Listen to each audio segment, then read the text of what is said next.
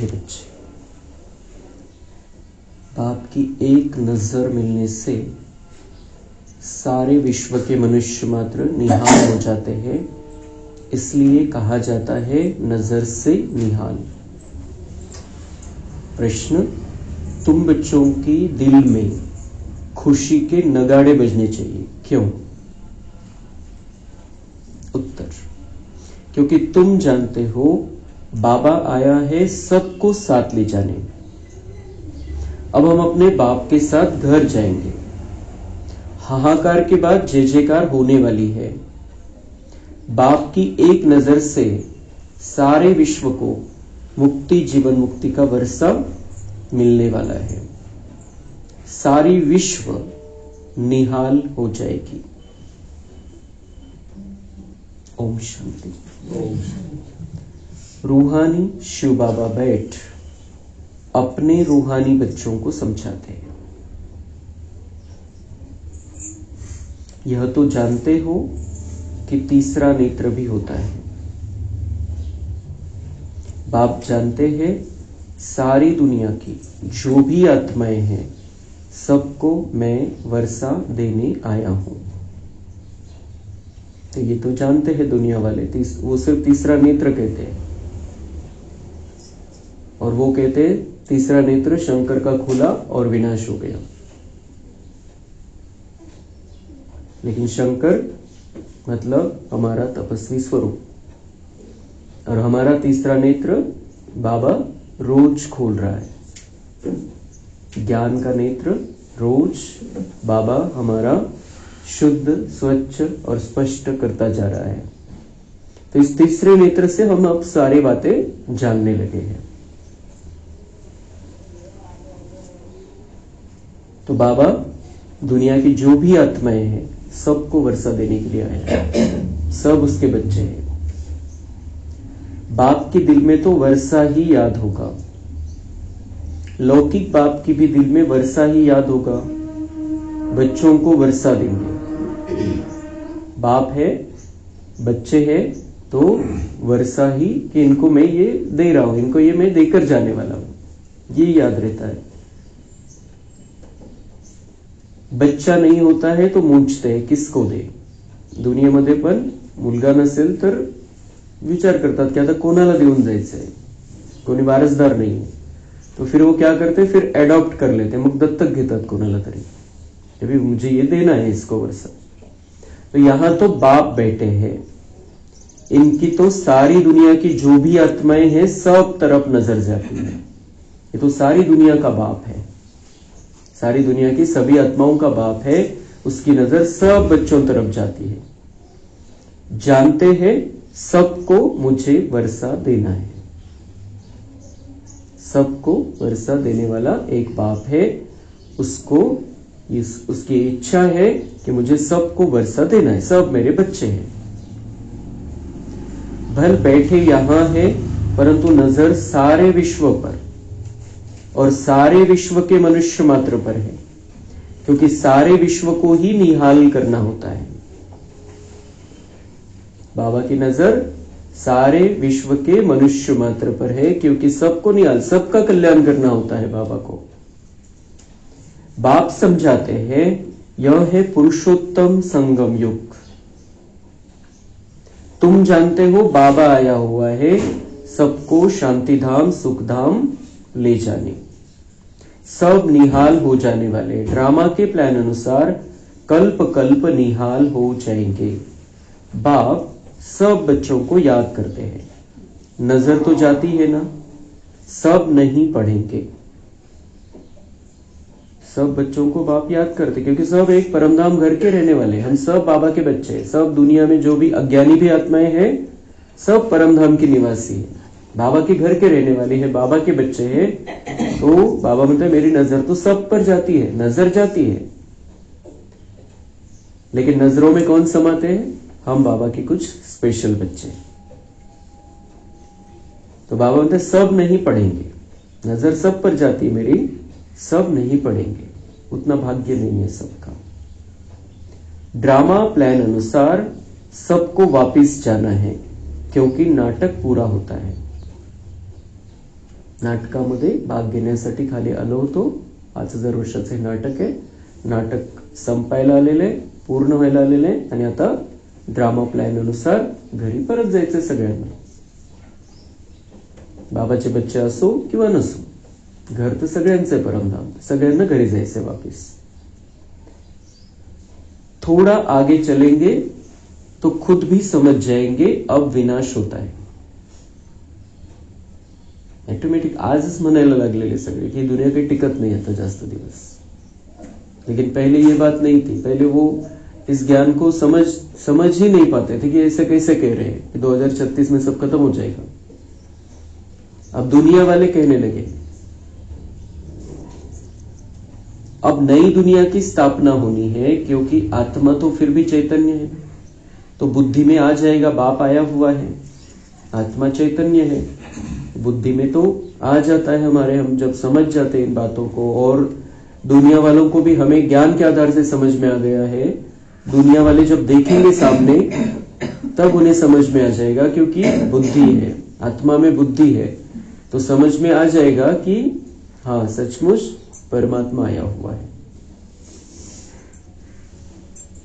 Paradise स्थापन होगा और हम शांति धाम में चले जाएंगे.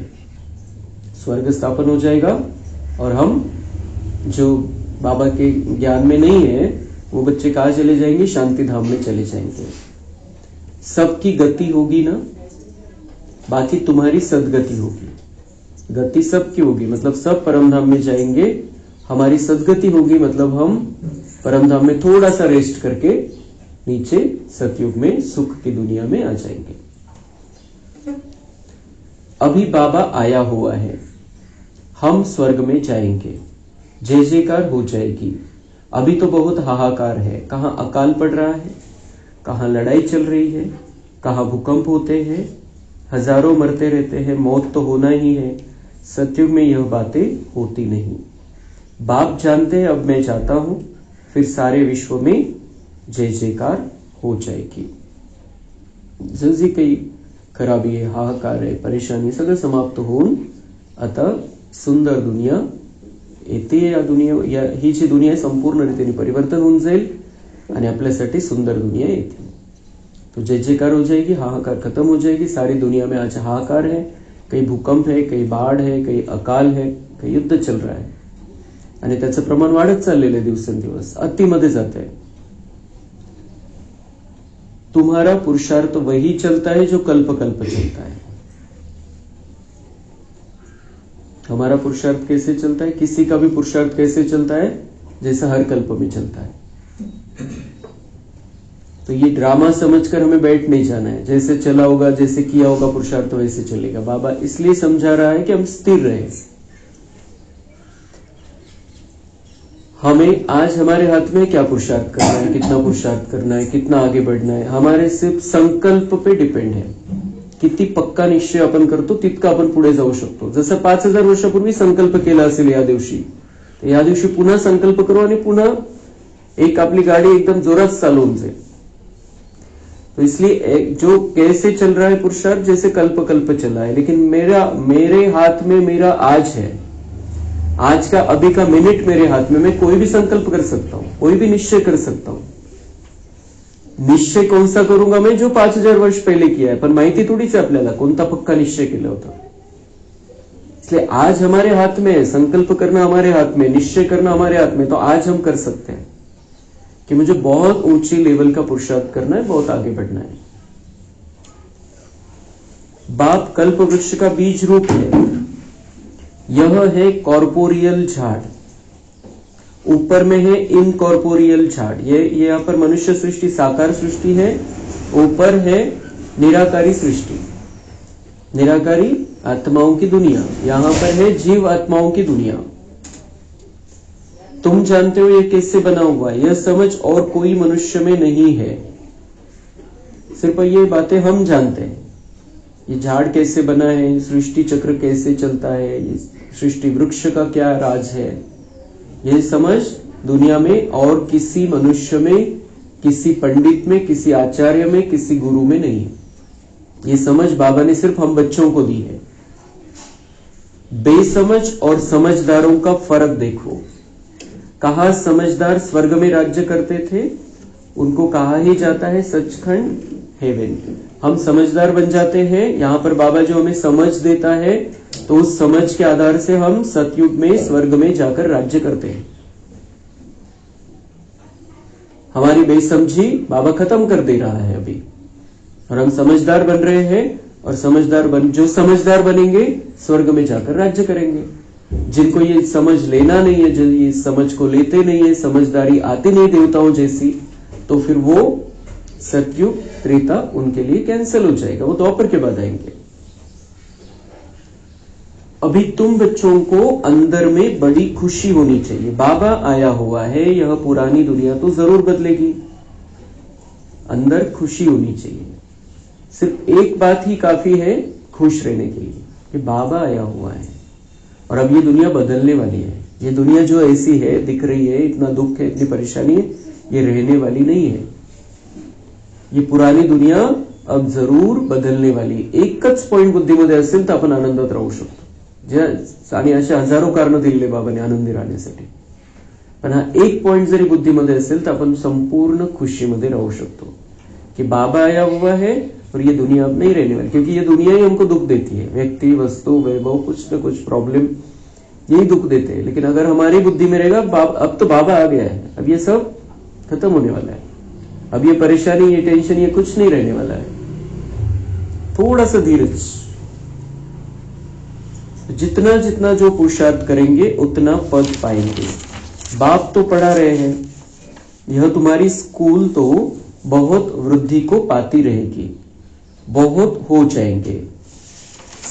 सबका स्कूल इकट्ठा थोड़ी होगा, इतने रहेंगे कहां।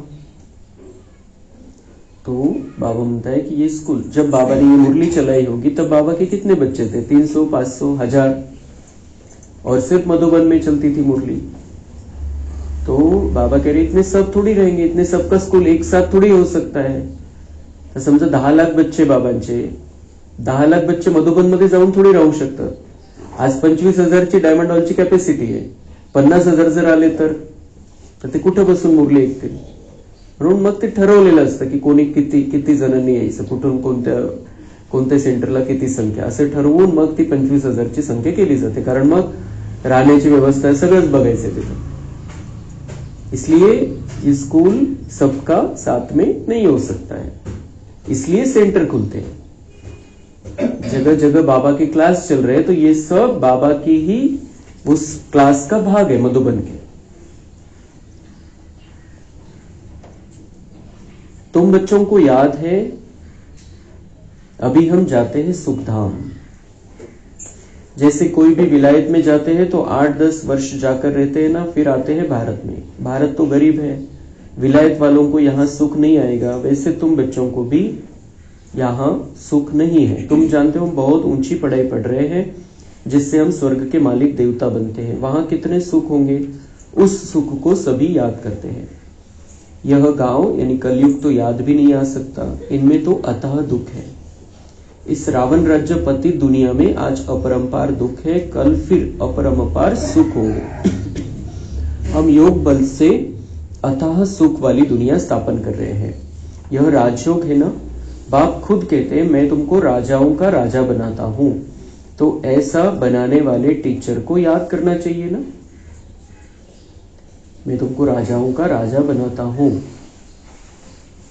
तो ऐसा जो हमें बनाता है, इतनी ऊंची नजर से हमको देखता है, उसको याद करना चाहिए।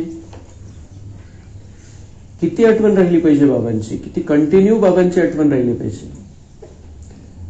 या दुनियेमध्ये आपल्याला कोणी एखादं आपली प्रशंसा केली, समजा काही चांगलं बोलले आपल्याविषयी किंवा निगेटिव्ह, एखाद्याने आपल्याला शिवी दिली, एखादा चुकीचा शब्द बोलला, तर ते दोन्ही व्यक्ती आपल्याला लक्षात राहतात। एखाद्याने खूप तारीफ केली, आपली प्रशंसा केली, चांगलं म्हटलं आपल्याला, एखाद्याने आपल्या ड्रेसची तारीफ केली, तरी पण लक्षात राहतं कि ती व्यक्ति लक्षात रहते। और बाबा तो हमें हमारे बारे में क्या क्या बातें बताता है कि तुम राजाओं का राजा बनने वाले हो, तुम सतयुग में राज्य करने वाले हो, तुम महान आत्मा हो, तुम्हारे मंदिरों में पूजा हो रही है, तुम इस दुनिया के आधार मूर्त हो, तुम इस दुनिया को नरक से स्वर्ग बदलने वाली मेरी मददगार आत्माएं हो, तो कितनी हमारी तारीफ करता आहे बाबा, किती प्रशंसा करतो, कोणत्या लेव्हलला आपल्याला बघतोय, तर त्याची आठवण तर किती राहायला पाहिजे आपल्याला. एखाद्याने एखादा शब्द वापरलेला असेल तर ती व्यक्ती बुद्धीमध्ये राहते, तिथे जागा करून घेते. तो भगवान तो हमारी कितनी महिमा करता है और क्या क्या सुनाता है हमारे बारे में, तो वो कितना बुद्धि में रहना चाहिए.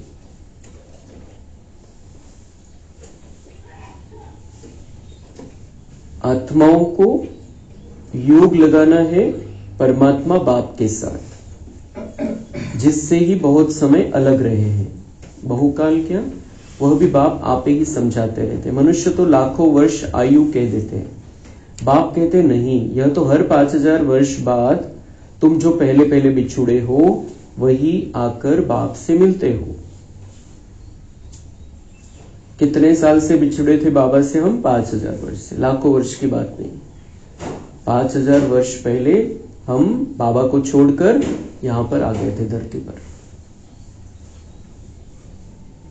अब फिर से बाबा मिला है और फिर से अपने घर हमें जाना है. तुमको ही पुरुषार्थ करना है. जिनको बाप मिलता है उनको ही पुरुषार्थ करना होता है, उनका ही भाग्य है देवता बनने का.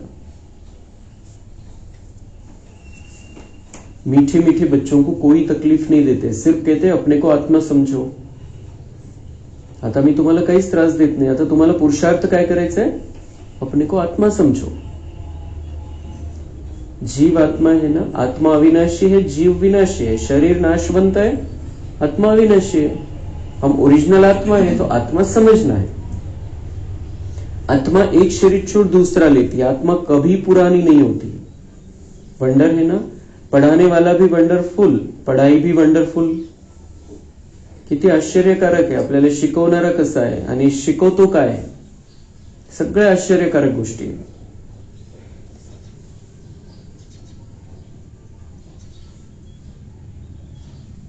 इस जन्म में तुम पढ़ते हो, रिजल्ट नई दुनिया में मिलती है.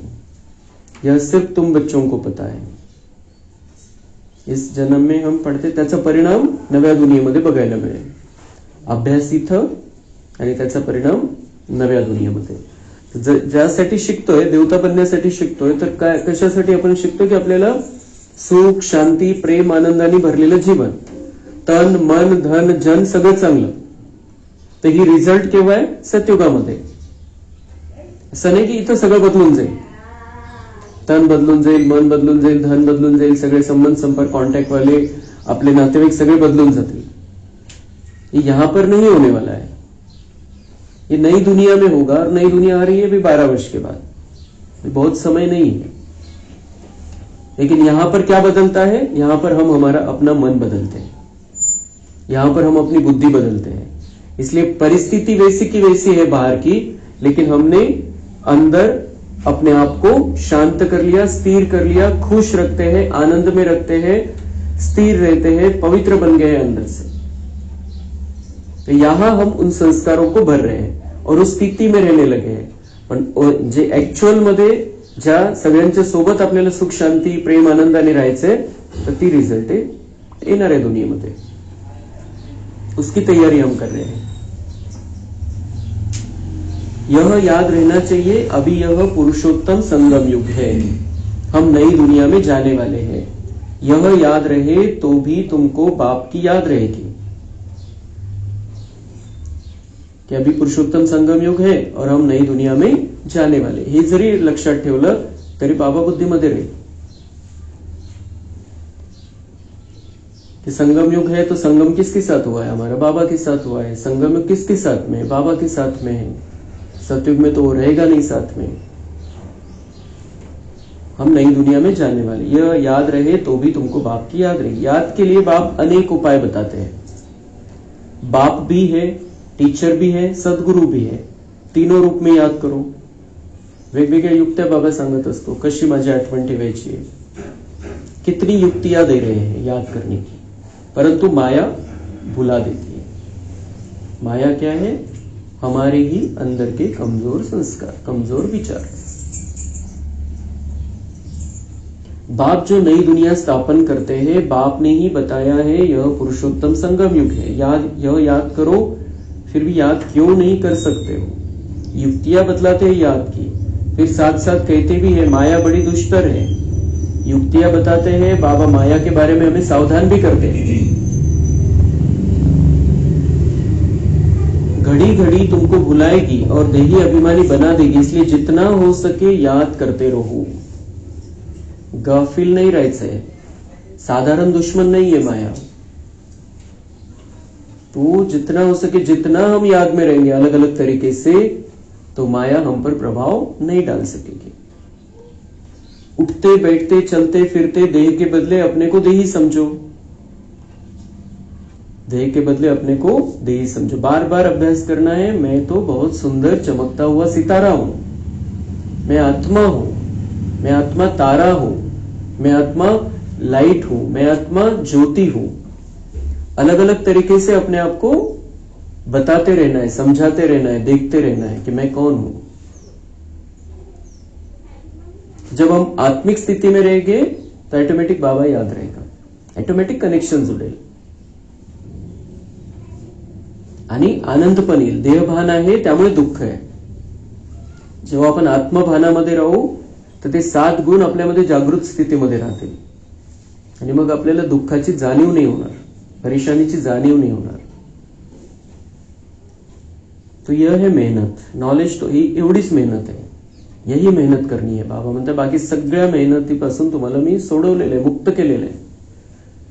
बाबांनी आपल्याला काही करायची गरज नाही ठेवलेली। आता उपास तापास व्रत भक्ती पूजा पाठ यज्ञ होम हवन जप वेगवेगळ्या प्रकारचा हठयोग काहीही करायची गरज नाही। बाबा म्हणतात सिर्फ ये मेहनत करो। नॉलेज तो बहुत सहज है, सब बच्चे कहते हैं याद ठहरती नहीं। तुम बाप को याद करते हो, माया फिर अपनी तरफ खींच लेती है। इस पर ये खेल बना हुआ है। तुम भी समझते हो हमारा बुद्धि योग जो बाप के साथ और पढ़ाई की सब्जेक्ट में होना चाहिए वह नहीं है, भूल जाते हैं, परंतु तुम्हें भूलना नहीं चाहिए।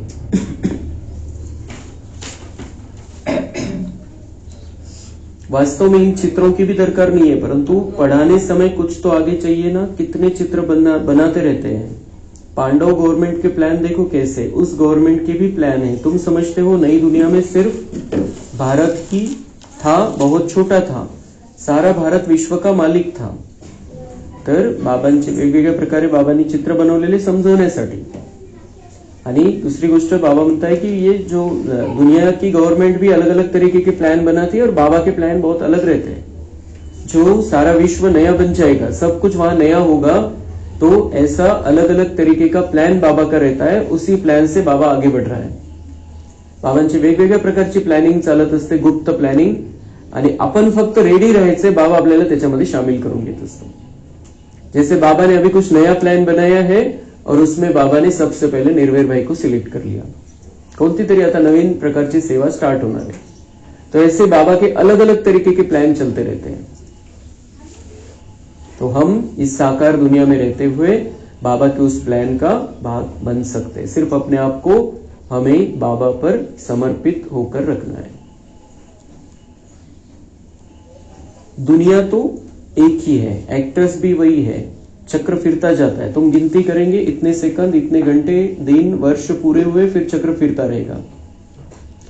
आजकल करते करते 5000 वर्ष पूरे हो गए हैं। दिवस तर निघून जातात, पण बघतो की आता 10 वर्ष 15 वर्ष 20 वर्षापूर्वी काही गोष्ट झालेली असं वाटतं काल परवाच झाली। तो ऐसे अभी तो सिर्फ 12 साल रहे जब श्री कृष्ण का जन्म होगा, और उसमें भी वो तो साफ सफाई के 2 4 5 साल चले जाएंगे। मतलब 2030-32 तक सब कुछ परिवर्तन हो जाएगा। खूप कमी वेळ राहिलेला आपल्याकडे।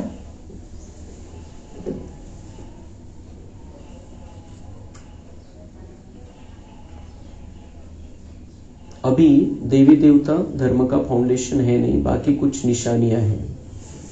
प्राय यह निशानियां बाकी रहे। तो बच्चों की बुद्धि में सारा ज्ञान आना चाहिए। बाप की भी बुद्धि में नॉलेज है ना, तुमको भी सारा नॉलेज दे, आप समान बना रहे हैं। बाबा बोलते हैं मेरी बुद्धि में जो ज्ञान है वो सब मैं तुमको दे रहा हूं और मैं तुम्हें अपने समान बना रहा हूं। जसा ज्ञानी बाबा आहे तसा बाबांची इच्छा आहे की आपण सगळ्यांनी ज्ञानी व्हावं।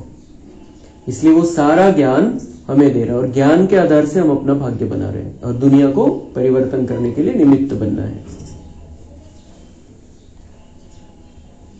बाप बीज रूप है और यह उल्टा झाड़ है। ये बड़ा बेहद का ड्रामा है। अभी तुम्हारी बुद्धि ऊपर चली गई है, तुमने बाप को और रचना को जान लिया है।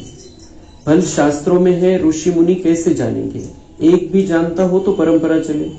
ऋषी मुनींना हे जर माहिती असतं तर मग परंपरेने ज्ञान आलं असतं, आपल्यापर्यंत पोहोचलं असतं, लेकिन वही नहीं जानते थे और दरकार भी नहीं है उस समय जानने की। जबकि सदगति हो जाती है, बीच में कोई भी वापिस नहीं जा सकता। नाटक पूरा हो तब तक सब एक्टर्स यहाँ होने हैं, जब तक बाप यहाँ है। जब वहां बिल्कुल खाली हो जाएंगे तब तो शिव बाबा की बारात जाएगी। जब तक सभी आत्माएं वापिस नहीं आते तब तक कोई वापिस जा नहीं सकता। बाबा भी यहाँ पर है, बाबा यहाँ पर आया हुआ है, वो खाली हो जाएगा परम धाम, यहाँ पर आत्माएं तैयार हो जाएगी, फिर वो उधर से आना बंद हो जाएगा, यहां से जाना स्टार्ट हो जाएगा।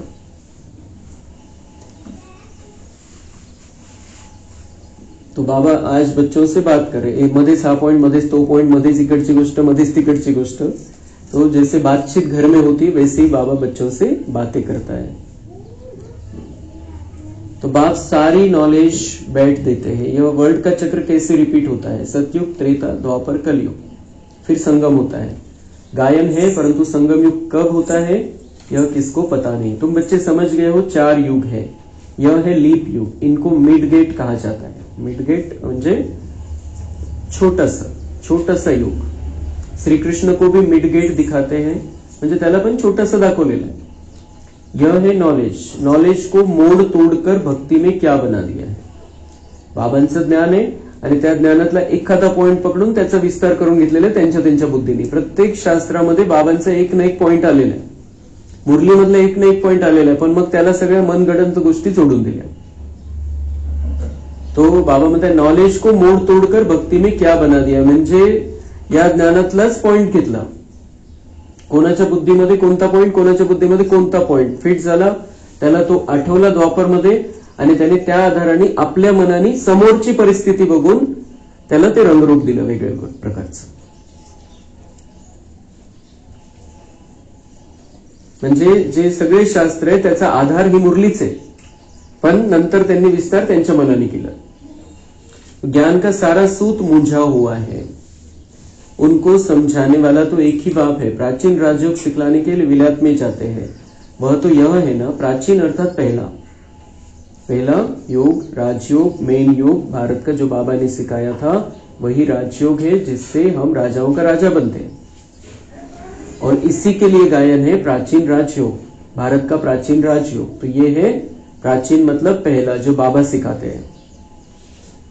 तो सहज राजयोग सिखलाने बाप आए हैं। कितना अटेंशन रहता है, तुम भी अटेंशन रखते हो कि स्वर्ग स्थापन हो जाए। आत्मा को याद तो आता है ना, बाप कहते हैं यह नॉलेज जो अभी तुमको देता हूं फिर मैं ही आकर दूंगा। आता मी तुम्हाला देतोय हे ज्ञान, पुन्हा मीच येईल आणि तुम्हाला ज्ञान देईल 5000 वर्षांनी, जेव्हा गरज है या ज्ञानाची। यह नई दुनिया के लिए नया ज्ञान है। किस लिए ये ज्ञान है? नई दुनिया, जब नई दुनिया की स्थापना करनी होती है तब इस ज्ञान की जरूरत है, तब मैं आकर दूंगा फिर से। यह ज्ञान बुद्धि में रहने से खुशी बहुत होती है, बाकी थोड़ा टाइम है, अब चलना है। एक तरफ खुशी होती है, दूसरे तरफ फिर फील भी होता है। क्या फील होता है? एक तरफ तो खुशी होती है कि बाकी थोड़ा टाइम है, एक तरफ खुशी होती है कि अब हमारी नई दुनिया आने वाली है, लेकिन दूसरी तरफ क्या होता है? फील भी होता है। किन किन को फील होता है चेक करना है। अरे ऐसा मीठा बाबा हम फिर कल्प बाद देखेंगे। सब होगा, सब प्रकार का सुख होगा सतयुग में, लेकिन हमारा मीठा बाबा वहां पर नहीं होगा।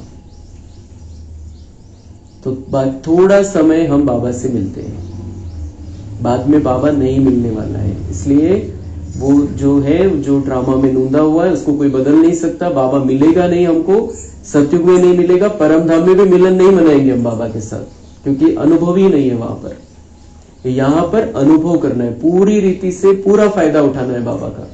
बाबा से मिलने का पूरा फायदा उठाना है, बाबा के साथ का संपूर्ण अनुभव करना है, बाबा के साथ में रहते हुए संपूर्ण खुशी का अनुभव करते चलना है, अपने आप को भरपूर करते चलना है। क्योंकि ये चांस फिर नहीं मिलने वाला है। अच्छा, मीठे मीठे सिक्के लधे बच्चों प्रति माता पिता बाप दादा का याद प्यार और गुड मॉर्निंग। रूहानी बाप की रूहानी बच्चों को नमस्ते। हम रूहानी बच्चों की रूहानी बाप दादा को याद प्यार गुड मॉर्निंग नमस्ते। वाह बाबा वाह, शुक्रिया बाबा शुक्रिया। धारणा के लिए मुख्य सार है, योग बल से अथाह सुखों वाली दुनिया स्थापन करनी है। इस दुख की पुरानी दुनिया को भूल जाना है। खुशी रहे कि हम सचखंड के मालिक बन रहे हैं। रोज अपनी जांच करनी है कि सारे दिन में कोई विकार ने सताया तो नहीं, कोई शैतानी काम तो नहीं किया, लोभ के वश तो नहीं हुए। वरदान है, वरदाता द्वारा सर्वश्रेष्ठ संपत्ति का वरदान प्राप्त करने वाले संपत्तिवान भव। किसी के पास अगर सिर्फ स्थूल संपत्ति है तो भी सदा संतुष्ट नहीं रह सकते। कितीही पैसे आहे कोणाकडे, सदा संतुष्ट तो नहीं राहू शकत, किती पैसा असू द्या। स्थूल संपत्ति के साथ अगर सर्व गुणों की संपत्ति, सर्व शक्तियों की संपत्ति और ज्ञान की श्रेष्ठ संपत्ति नहीं है तो संतुष्टता सदा नहीं रह सकती। गुण, शक्तियां, ज्ञान जिसके पास नहीं है वो संतुष्ट रह ही नहीं सकता इस दुनिया में। सगळं भरपूर आहे, पैसा खूप आहे, पैशाने सगळं काही विकत घेऊ शकतो, पण संतुष्टता नाही। आणि आपण बघतो दुनियेमध्ये ज्या बातम्या येतात मोठ्या मोठ्या लोकांचे, जे पैसे वाले, तो हम समझ सकते हैं कि बाबा क्या कह रहा है। संतुष्ट नहीं है वो, क्योंकि क्या नहीं है, सर्व गुण, सर्व शक्तियां और ज्ञान, जो रियल ज्ञान है वो नहीं है। आप सबके पास तो ये सब श्रेष्ठ संपत्तियां है। हम सब बाबा के बच्चों के पास ये प्रॉपर्टी है। खूप मालामाल केलेलं आहे बाबांनी आपल्याला। सगळ्या प्रकारचे गुण, सगळे शक्ति आणि ज्ञान बाबा आपल्याला देतोय। तो हमारे पास चाहे पैसा है नहीं है, हम इस दुनिया में सबसे ज्यादा अमीर है, क्योंकि हम सब के पास वो संपत्ति है जो बड़े बड़े अमीरों के पास भी दुनिया में नहीं है। दुनिया वाले सिर्फ स्थूल संपत्ति वाले को संपत्तिवान समझते हैं, लेकिन वरदाता बाप द्वारा आप बच्चों को सर्वश्रेष्ठ संपत्तिवान भव का वरदान मिला हुआ है। दुनिया वाले पैसे वाले को समझते ये अमीर है, ये धनवान है, लेकिन वरदाता बाबा, उसके द्वारा हम बच्चों को सर्वश्रेष्ठ संपत्तिवान भव का वरदान मिला हुआ है। संगम युग में भी हम अमीर है और सतयुग के तो अमीर है ही। हमारे पास चाहे पैसा है नहीं है, लेकिन हमारे पास संतुष्टता का धन है। हम संतुष्ट रहते हैं तो हम बहुत बड़े अमीर हैं। गुण है, शक्तियां है, बाबा ज्ञान दे रहा है रोज, इसलिए हमारे जैसा अमीर दुनिया में कोई भी नहीं है। बाबा का वरदान है हमें। स्लोगन है, सच्ची साधना द्वारा हाय हाय को वहां वहां में परिवर्तन करो। सच्ची साधना जो बाबा हमें सिखाता है रोज, उस साधना में रहना है। ज्ञान योग धारणा सेवा, और उससे क्या होगा, हाय हाय को हम वहां वहां में परिवर्तन कर लेंगे। दुख समाप्त हो जाएंगे और आनंद ही आनंद रहेगा हमारे जीवन में। अच्छा, खूब शांति।